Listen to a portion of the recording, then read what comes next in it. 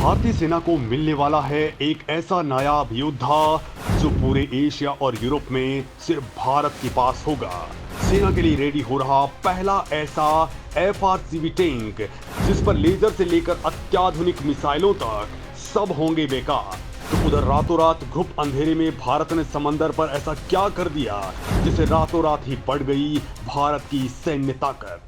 दोस्तों, भारत अपने स्वदेशी सैन्य बेड़े को बढ़ाता जा रहा है। भारत ब्रह्मोस 2 और SSTDV जैसे अत्याधुनिक हथियारों यानी हाइपरसोनिक मिसाइलों के साथ 5वीं प्लस पीढ़ी के फाइटर जेट्स को तैयार करने में जुटा हुआ है। भारत के इन फाइटर जेट्स की ताकत कितनी है ये इस बात से समझ लीजिए कि तेजस मार्क 2 और M का फाइटर जेट में जो अमेरिकी इंजन लगने वाले हैं उससे अमेरिका जानबूझ करके लेट कर रहा है, क्योंकि ये इंजन मिलते ही भारत उन फाइटर जेट्स को उतार देगा जो उसके 5वीं पीढ़ी या यूं कहें कि 5वीं प्लस पीढ़ी के F-35 से भी ज्यादा ताकतवर होने वाले हैं। और यही कारण है कि भारत इसके लिए इंजन के लिए कोई और रास्ता देख रहा है। वहीं दोस्तों, भारत अपने लेजर हथियारों को भी तेजी के साथ आगे बढ़ा रहा है। भारत के पास वैसे तो काली हथियार है, जिसके भारत के पास में काली 5000 से लेकर के काली 20000 तक के वर्जन मौजूद हैं, लेकिन भारत दुर्गा 2 लेजर वेपन की टेक्नोलॉजी पर भी काम कर रहा है जो उससे भी कहीं ज्यादा एडवांस है। तो वहीं दोस्तों, भारतीय सेना के लिए ऐसे हथियार तैयार हो रहे हैं जो दुश्मन ने देखे तक नहीं होंगे। यानी कि पीएम मोदी ने एक बार इस मामले में कहा था कि भारत की सेना के पास में वो हथियार होने चाहिए जो दुश्मनों के पास नहीं हैं। और दोस्तों, इस दिशा में भारत बहुत ज्यादा आगे बढ़ भी चुका है। इस फहरिस्त में भारत ने दुश्मनों को एक और बड़ा झटका दे दिया है। भारतीय सेना के लिए अब एक ऐसा हथियार बन रहा है जो ना केवल नेक्स्ट जनरेशन का है, बल्कि ना तो उस पर किसी लेजर का हमला हो सकता है और ना ही किसी परमाणु मिसाइल का, ना इस पर किसी गोली का असर हो सकता है, ना किसी बारूदी सुरंग का। यानी जो दुश्मनों के पास हथियार हो सकते हैं ये उन सब का बाप है। और दोस्तों, आपके लिए गर्व करने वाली बात यह है कि ऐसे कमाल का हथियार सिर्फ एशिया में भारत के अलावा किसी के पास नहीं है। चीन तो इसकी तकनीक जानता तक नहीं है। तो दोस्तों, इस हथियार की पूरी डिटेल मैं आपको बताने वाला हूं। साथ ही ये भी बताऊंगा कि भारतीय नौसेना ने भी रात के घुप अंधेरे के दौरान ऐसा कुछ किया है जिससे रातों रात भारतीय नेवी की ताकत कई गुना बढ़ चुकी है। और सबसे पहले नेवी के इसी हथियार की बात कर लेते हैं। तो दोस्तों, चीन और पाकिस्तान जैसे नमूनों को देखते हुए भारतीय सेना को एक नया हथियार मिलने वाला है जिसका नाम है फ्यूचर रेडी कॉम्बैट व्हीकल यानी FRCV। दरअसल ये एक ऐसा टैंक है जो अगली पीढ़ी की तकनीक से लैस है। लेकिन दोस्तों, सबसे पहले हम बात करते हैं भारतीय सेना के नए हथियार की। तो चीन और पाकिस्तान जैसे नमूनों को देखते हुए भारतीय सेना ने एक नए हथियार के ऊपर काम करना शुरू कर दिया है जो उसे मिलने वाला है, और इसका नाम है फ्यूचर रेडी कॉम्बैट व्हीकल यानी FRCV। दरअसल ये एक टैंक है जो अगली पीढ़ी की टेक्नोलॉजी से लैस है। रूस और यूक्रेन की जंग में टैंकों और बख्तरबंद वाहनों की जो हालत हुई उसे देखते हुए इस टैंक की डिजाइन में बदलाव किया गया है। और अब मैं आपको इस टैंक की पूरी खासियत बता देता हूं। दरअसल दोस्तों, इस टैंक में टॉप अटैक प्रोटेक्शन सिस्टम यानी TAPS होगा जो ऊपर से गिरने वाले बम और ड्रोन से क्रू को बिल्कुल सुरक्षित रखेगा। इसके अलावा इसमें सॉफ्ट किट सिस्टम होगा जो लेजर हमले को पहचान लेगा, इसकी रेंज खोज लेगा, मिसाइल लॉन्च होते ही ये सबको बता देगा। इसके अलावा इसमें हार्ड किल सिस्टम होंगे जो किसी भी तरह के हवाई हमले को हवा में ही मोड़ देंगे। इस टैंक के चारों तरफ ऐसा कवच होगा जो 15 किलोग्राम TNT के बारूद को भी बर्दाश्त कर लेगा। साथ ही दोस्तों, इस पर किसी भी तरह की बंदूक की गोलियों का असर नहीं होगा। साथ ही इसमें modular armour, explosive reactive armour, non explosive reactive armour लगे होंगे। ये मॉड्यूल सिस्टम बारूदी सुरंगों को उखाड़ फेंकेगा।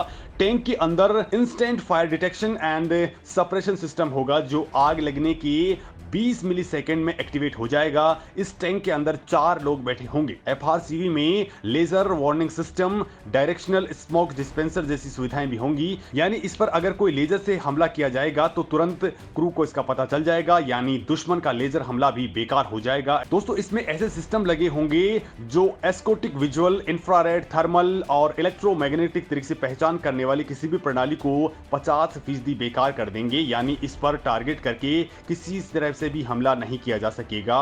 वहीं इसके अलावा इसमें केमिकल, बायोकेमिकल, रेडियोलॉजिकल और परमाणु CBRN प्रोटेक्शन और वार्निंग सिस्टम लगे होंगे ताकि क्रू सही से काम कर सके। इसके अलावा टैंक के अंदर पूरी तरह से डिजिटलाइज्ड प्लेटफॉर्म होगा ताकि इंसान और मशीन में बेहतर सामंजस्य बैठाया जा सके। इसके जरिए ही unmanned ground vehicle, unmanned aerial vehicles, drones, tether drones को कंट्रोल किया जा सकेगा, यानी अंदर बैठा जवान ही आसमान में उड़ रहे UAV को कंट्रोल कर लेगा और उस पर धावा बोल देगा। इसके साथ ही इसमें अत्याधुनिक बैटलफील्ड मैनेजमेंट सिस्टम लगे होंगे। साथ ही दोस्तों ये दोस्त और दुश्मन की आसानी से पहचान कर लेगा, जिसे आइडेंटिफिकेशन ऑफ फ्रेंड और फो कहते हैं। टैंक में 360 डिग्री देखने की फैसिलिटी होगी। इसका कमांड, कंट्रोल, कम्युनिकेशन, कंप्यूटर्स और इंफॉर्मेशन सिस्टम C41 इसे और बेहतर बना देगा। इसकी बैरल यानी नली 120 मिलीमीटर की होगी, जिसमें से कई तरह के हथियार दागे जा सकेंगे। साथ ही हथियार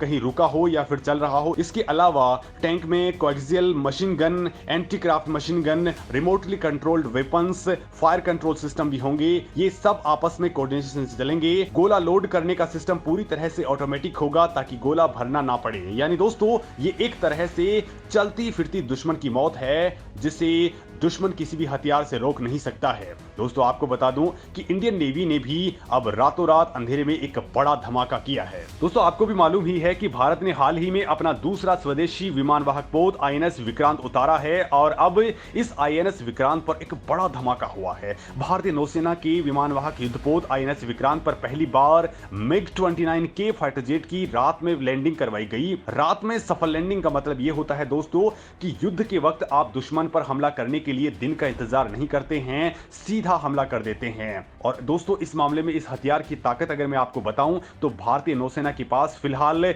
44 MiG-29K फाइटर जेट्स मौजूद हैं, जिनकी अधिकतम की स्पीड 2200 किलोमीटर प्रति घंटे है। साथ ही इनकी 1500 किलोमीटर की रेंज है। हथियारों के साथ कॉम्बैट रेंज 850 किलोमीटर तक की है। अधिकतम ये 57,400 फीट की ऊंचाई तक जा सकते हैं। MiG-29 फाइटर जेट में 7 हार्ड पॉइंट्स होते हैं, यानी कि 7 अलग अलग तरह के बम, रॉकेट, मिसाइल लगाए जा सकते हैं। इसके अलावा इसमें एक 30 मिलीमीटर का ऑटो कैनन भी लगा होता है, जो हर सेकंड में 150 राउंड फायर कर सकता है। इसमें 3 तरह के रॉकेट लगाए जा सकते हैं, जो हवा, जमीन और सतह पर मार कर सकते हैं। इसके अलावा 6 तरह की मिसाइलें लगी हो सकती हैं, या फिर 665 किलोग्राम की 6 बम लगाए जा सकते हैं, या फिर इन सब का मिश्रण इसके अंदर फिट किया जा सकता है। इस फाइटर जेट पर आप हवा से हवा, हवा से शिप और एंटी रेडिएशन मिसाइलें लगा सकते हैं, या फिर टीवी गाइडेड और लेजर गाइडेड बम भी इसके अंदर फिट किए जा सकते हैं। यानी दोस्तों अब भारत रात के अंधेरे में न केवल समंदर पर तैरते INS विक्रांत पर MiG-29 की लैंडिंग करवा सकता है, बल्कि इसके जरिए भारत हमला भी कर सकता है। आपको बता दूं दोस्तों कि विक्रांत पर ही MS-60R मल्टी रोल हेलीकॉप्टर यानी रोमियो भी तैनात हैं, जिनमें 8 से 10 लोग बैठ सकते हैं। इनकी रेंज भी 830 किलोमीटर तक की होती है।